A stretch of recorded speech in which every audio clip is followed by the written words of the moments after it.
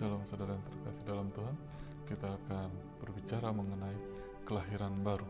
Saudara yang terkasih di dalam Tuhan, umat Tuhan, orang-orang yang percaya kepada Yesus harus lahir baru.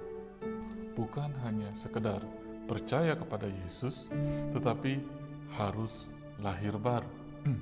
Lalu, apa yang dimaksud dengan lahir baru?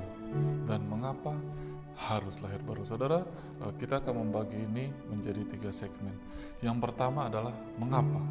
Mengapa seseorang harus lahir baru? Yang kedua adalah bagaimana. Bagaimana caranya untuk lahir baru? Yang ketiga adalah hasil. Apa yang terjadi pada manusia apabila manusia tersebut dilahirkan kembali? Saudara, kita akan membahas latar belakang mengapa seseorang harus lahir baru. Saudara, di Yohanes 3 ayat yang ketiga, di situ Yesus berbicara kepada Nikodemus. Siapakah Nikodemus? Nikodemus adalah seorang pemimpin agama atau seorang pemimpin umat. Dia bukanlah seorang penjahat atau seorang kriminal. Nikodemus adalah seseorang yang sangat dihormati, seseorang yang melakukan perintah-perintah Musa atau perintah-perintah Allah. Yesus tidak menginginkan umat perjanjian baru menjadi agamawi. Saudara, di perjanjian lama, bangsa Israel kerap kali menyakiti hati Tuhan. Definisi agamawi adalah orang menyembah Tuhan dengan cara manusia.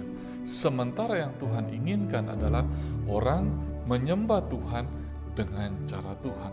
Saudara, pada waktu bangsa Israel ada di padang gurun, mereka terbersit ingin kembali lagi ke Mesir dan mengangkat pemimpin. Dan mengangkat pemimpin untuk memimpin mereka kembali ke Mesir. Itu yang dimaksud dengan agama. Dan mereka juga sempat menciptakan lembu emas untuk disembah.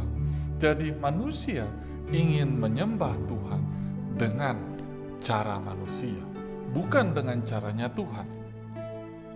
Saudara, agamawi juga yang menyebabkan Yesus membalikkan meja-meja penukar uang.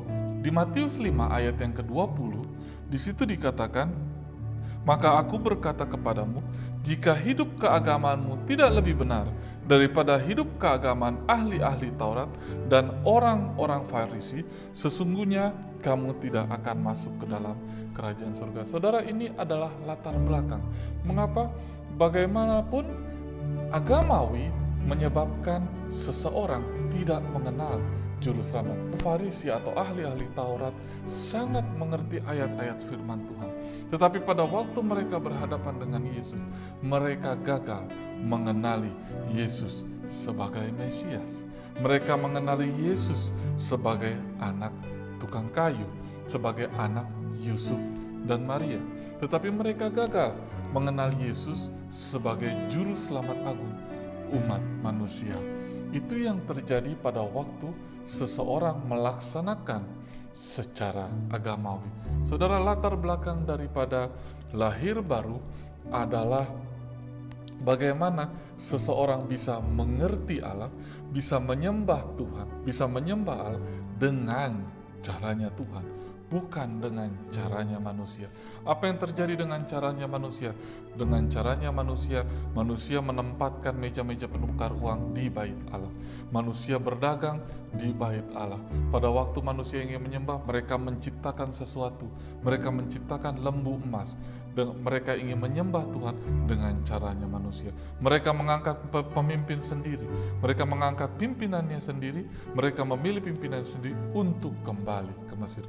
Itu adalah cara manusia untuk menyembah Tuhan. Itu mengapa perjanjian baru mengatakan engkau harus lahir baru.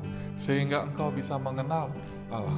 Sehingga engkau bisa menyembah Allah dengan caranya, dengan cara Tuhan, bukan dengan cara pikiran kita, bukan dengan cara daging kita, bukan dengan cara kita manusia.